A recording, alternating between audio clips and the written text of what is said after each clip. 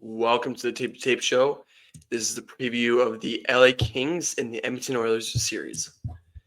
So, obviously, fourth year in a row. Yes, fourth year in a row. We get the LA Kings and the Edmonton Oilers. So, let's break it down. Obviously, past 3 years, Edmonton's won.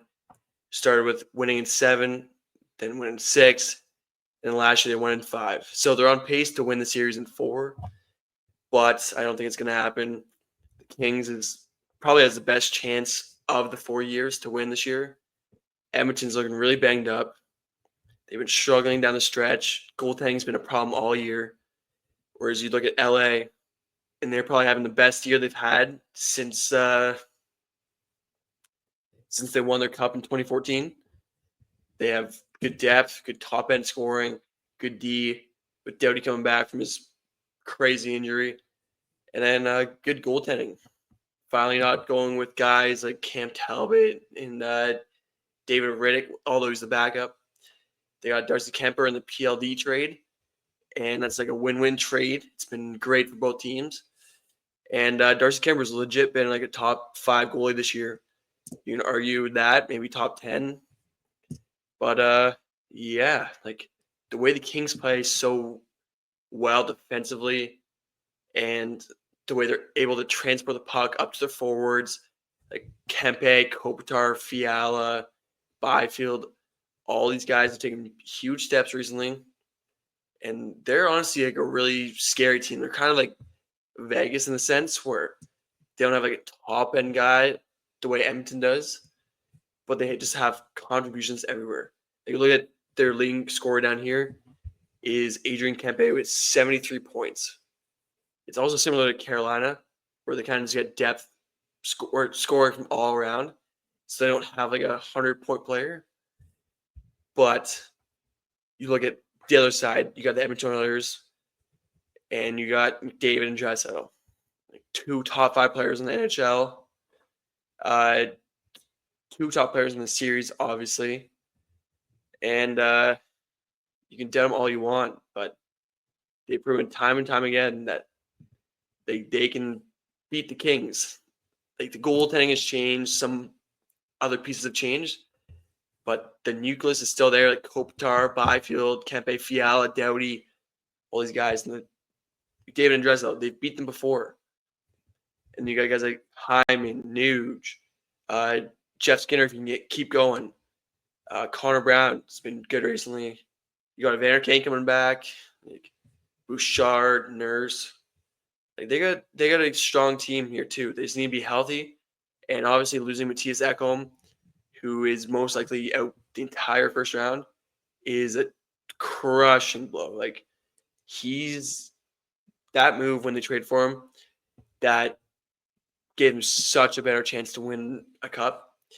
Because without Ekholm on the top pair with Bouchard, you have Nurse. And you have Nurse and Bouchard, which are 2 defensive liabilities, you would say. And then after that, they got Brett Kulak, and that's about it. So I think this series is honestly the most open it's been in the past 4 years. And I think this year the Kings might actually be favored slightly just because of the unknown surrounding Edmonton, given McDavid, Draisaitl, Hyman, Ekholm, all their health. But yeah, obviously I'd give the goaltending to LA with Darcy Kemper over Stuart Skinner. But we've seen Stuart Skinner last year in the playoffs, got hot, and went to the cup final with the Oilers. He got pulled a couple times. They started Picard a few times. But at the end of the day, they weren't going anywhere with Picard. They needed Skinner to step up, and he did for the most part. So that could definitely happen again. I think he's a serviceable goalie. I don't think he's just a one-hit wonder. I think he can get in a groove.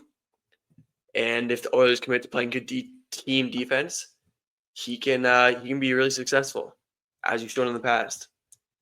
But I'd still give the edge to Darcy Kemper just based off the season he's had, consistency, and the workload he's put in. He's played a lot more games. Skinner faced an injury, I think, earlier in the season.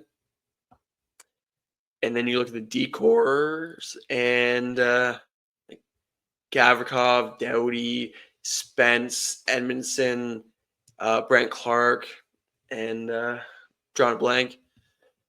And then you look at the Oilers, as I mentioned earlier, Ekholm, who's out, Bouchard, Nurse, Kulak, Wallman, big add at the deadline. Not sure if that's what they needed, but I guess we'll see. He hasn't played too much because he's been banged up. But I think he'll be a good playoff type player. He's pretty gritty, and he can play pretty good two-way game. So we'll see how they utilize him there in the playoffs. Playing with Nurse, maybe playing with Bouchard with Ekholm out. But we'll see about that.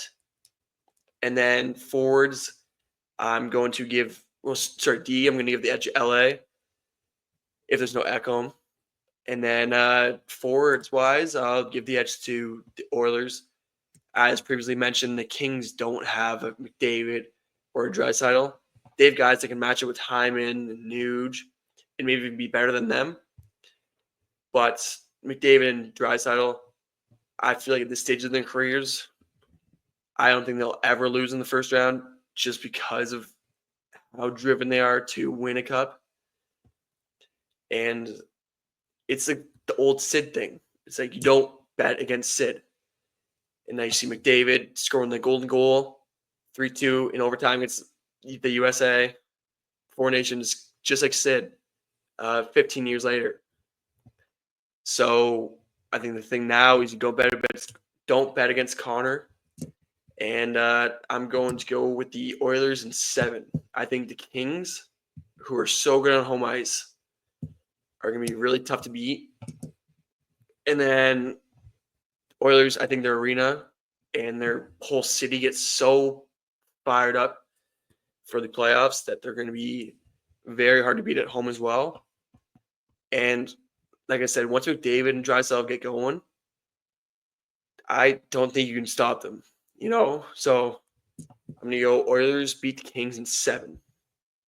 So, just make sure to subscribe to the channel and follow all the pages on Instagram, Twitter, or X, and TikTok. And, make sure you stay tuned for more videos just like this coming soon. And, I'll talk to you guys in the next one.